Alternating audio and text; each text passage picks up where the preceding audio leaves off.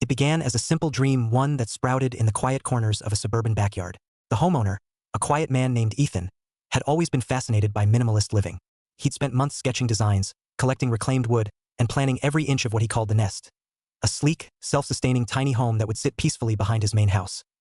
The neighborhood, Maplewood Estates, was an organized patchwork of perfect lawns, cookie-cutter mailboxes, and HOA patrols that rolled through like clockwork. For years, Ethan had paid his dues, trimmed his hedges, and played by the rules. But the moment he rolled his tiny home onto his property, the neighborhood's carefully curated calm began to crack. At first, it was just glances, long, suspicious looks from the neighbors as they walked their dogs. Then came the whispered comments in the HOA's Facebook group, subtle but sharp. "Looks like someone's starting a trailer park," one comment read. Within days, the HOA president herself, Patricia Holloway, appeared at his front door, clipboard in hand, eyes gleaming with that unmistakable power of someone who believes they own the block. The HOA letter came soon after. It was written in stiff, official language that tried to sound polite but dripped with passive aggression. The board had voted that Ethan's tiny home was a non-permanent dwelling unit, and therefore in violation of Maplewood Estates' structural conformity guidelines. They gave him 30 days to remove it or face daily fines. Ethan read the letter 3 times. He wasn't angry, not yet. Mostly, he was confused. His tiny home wasn't an RV or a mobile trailer. It was fully fixed to a concrete pad, connected to water and power, and permitted under city zoning laws. He had checked every regulation before building it. The HOA, however, didn't care about city laws. They had their own book of rules, one they believed was above all else. Over the following weeks, Ethan tried to reason with them. He sent emails explaining that his structure met every code, every legal requirement. He attended an HOA meeting where he presented documents, photos, even city approvals. But Patricia and her board dismissed him with condescending smiles and whispered exchanges. They called it visual clutter. They said it disrupted the aesthetic balance of the neighborhood. The next morning, Ethan found a bright orange notice posted on his tiny home's door. Final warning. That was the moment something inside him changed.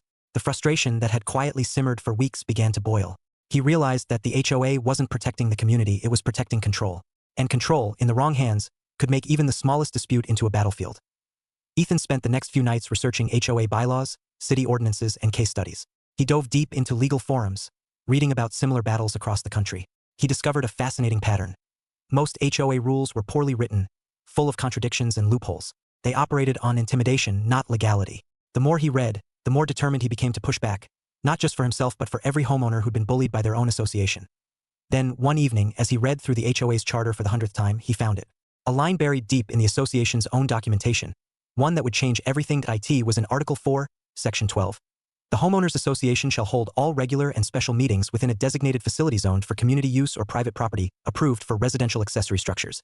That sentence clicked in his mind like a lock snapping open. His tiny home, by city definition, was a residential accessory structure. If the HOA board refused to recognize it as legitimate, they were technically violating their own rule every time they held a meeting anywhere else. That night, Ethan wrote a letter of his own. Calm, precise, legally worded. He informed the HOA that he would be appealing their decision formally and requested that the next board meeting be held at the designated location per their bylaws. A residential accessory structure on his property. He sent the letter certified mail, just like they did to him. The response came faster than expected. Patricia called an emergency meeting, ironically, the very next day, to address the homeowner's escalation. Flyers appeared in mailboxes, urging residents to attend. The community buzzed with gossip. To most of them, it was just neighborhood drama. But for Ethan, it was about principle. He spent the following week preparing his space. The tiny home gleamed under fresh paint. He set up chairs, a long table, and even a projector for the HOA's use. He wasn't mocking them, not yet. He was simply giving them what they had asked for. A proper meeting venue. The evening of the meeting arrived. Cars lined the street, headlights flickering across perfectly trimmed lawns. Neighbors filed in, murmuring under their breath as they approached the tiny home. Patricia stood at the front, clearly uncomfortable, trying to maintain her usual composure. From the outside, the scene looked almost ordinary. Just another HOA meeting. But underneath, a quiet tension pulsed through the air. This wasn't just about a tiny home anymore. It was about control, pride, and the fine line between compliance and defiance. As the meeting began, Patricia opened with her usual introductions. But the moment she mentioned the agenda item about unauthorized structures, Ethan calmly slid a printed copy of the HOA bylaws across the table, highlighted and tabbed. He didn't speak. He didn't need to. Patricia read the highlighted section. Then she read it again. The room fell silent. For the first time, she seemed uncertain. Her eyes flicked from the page to the structure they were sitting inside, then back again. The irony wasn't lost on anyone. The meeting continued awkwardly after that, but the damage was done. By the time it ended, a few board members were whispering about reviewing the bylaws. A few neighbors even stopped to quietly compliment Ethan on how beautiful the tiny home was up close. When everyone left, Ethan stood outside under the warm glow of the porch light, looking at his creation. He hadn't just defended it, he had turned it into a statement. But he knew Patricia wouldn't take the embarrassment lightly. HOAs didn't lose gracefully. And as he closed the tiny home door behind him that night, he could already feel the storm that was coming. The calm after the meeting didn't last long. For a few days, Maplewood Estates seemed almost peaceful, as if the neighborhood had collectively decided to ignore what had happened. But beneath the trimmed hedges and manicured driveways, resentment was brewing, especially within the HOA board. Patricia Holloway, the HOA president, had ruled the neighborhood for nearly a decade. She wasn't used to losing, and certainly not in front of an audience. Ethan's calm defiance had made her look powerless. To her, that was unforgivable. The retaliation began quietly. It started with petty notices. Claims that his trash cans were visible from the street, that his lawn wasn't cut to regulation height, that his fence color was slightly off from the approved beige. Each letter arrived in a crisp white envelope, printed with the HOA's logo. The tone was always the same, formal, emotionless, but dripping with condescension. Ethan had expected it. He kept every notice in a growing folder labeled harassment. He didn't argue, didn't respond, didn't even acknowledge them. He simply documented everything.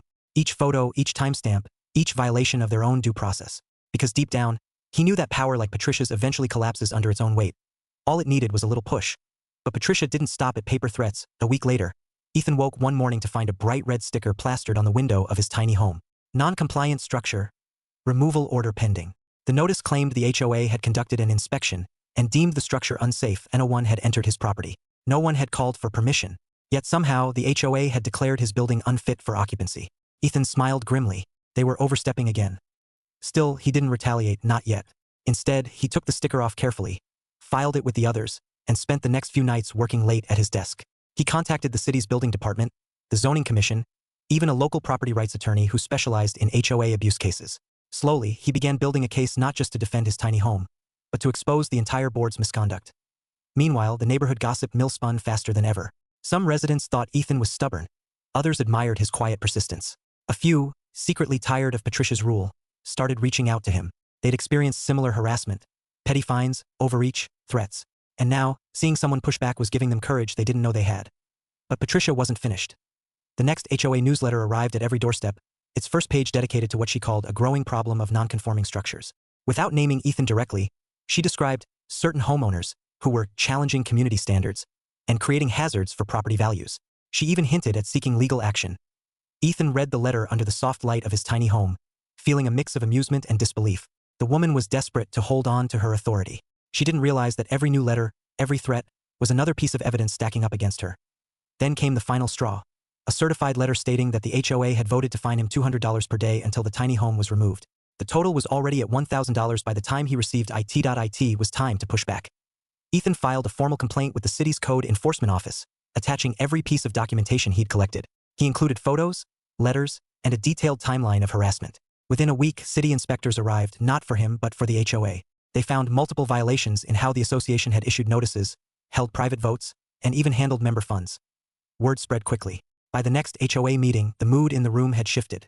Attendance was unusually high. Residents who'd never cared before now came with questions. Real questions about transparency, about finances, about why their HOA fees kept increasing while their board seemed more interested in policing paint colors than maintaining community spaces. Patricia tried to control the meeting as usual, but the energy was different. People were angry.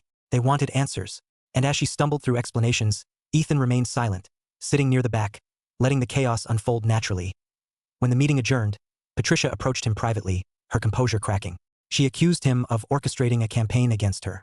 He said nothing, only handed her a sealed envelope containing a printed copy of his formal appeal, submitted to the HOA's own dispute committee. It cited Article 4, Section 12 again, reminding them that all meetings must be held in designated structures, including, now officially, his tiny home. Within days, another notice appeared on the HOA bulletin board. Next HOA board meeting. Location, 214 Maplewood Lane, accessory structure on property. It was official. They were required to meet there again. The second meeting inside the tiny home felt different from the first. The board members looked uneasy, glancing around at the walls they had once condemned. Patricia avoided eye contact entirely. The residents, however, seemed fascinated, not just by the space, but by the symbolism of it. The discussion turned heated when the fines were brought up. Several homeowners questioned the legality of fining Ethan without due process. Others asked why the board was spending so much time targeting one person instead of fixing the neighborhood's broken park lights and damaged sidewalks. Patricia tried to steer the conversation back, but it was slipping out of her hands. When the meeting ended, the murmurs of discontent followed her out the door. People were beginning to see her for what she was. a self-appointed ruler whose authority depended on fear and silence. And Ethan, simply by standing his ground, had exposed that truth. But Patricia wasn't finished. 2 nights later, a city inspector showed up at Ethan's property again. This time, it wasn't a friendly visit. A complaint had been filed anonymously claiming his tiny home had unpermitted electrical work. The inspector, bound by procedure, had to investigate. Ethan walked him through the space, showing every certification, every code-compliant connection. The inspection passed flawlessly. The inspector, shaking his head, admitted that this wasn't the first time Maplewood's HOA had filed anonymous complaints to weaponize city enforcement. That night, Ethan sat on the steps of his tiny home, the glow from the streetlights stretching across the driveway. He realized the battle wasn't just between him and Patricia. It was between freedom and control, between living quietly and being told how to live. And for the first time, he considered a bolder move, something that wouldn't just protect his tiny home, but would make a statement no HOA could ignore. He opened his laptop, drafted one more letter, and addressed it to every homeowner in Maplewood Estates. It was time to change the rules. By the time Ethan's letter reached every doorstep in Maplewood Estates, the entire neighborhood was buzzing.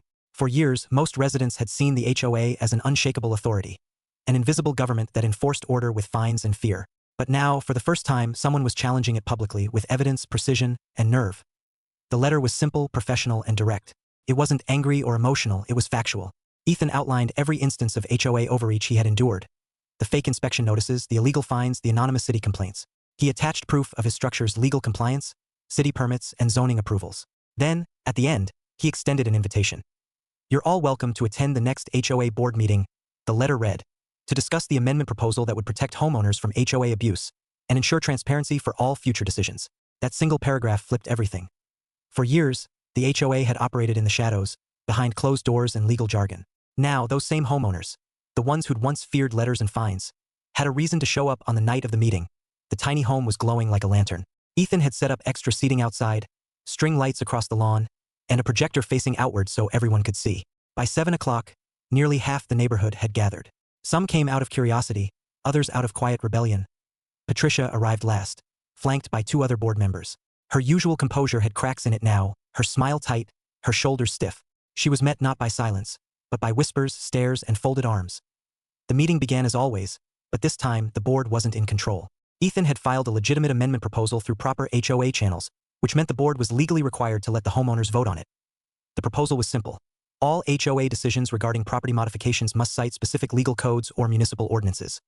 Anonymous complaints would no longer be accepted. All board meetings must be recorded and open to all residents. HOA leadership must rotate annually to prevent monopolization of power.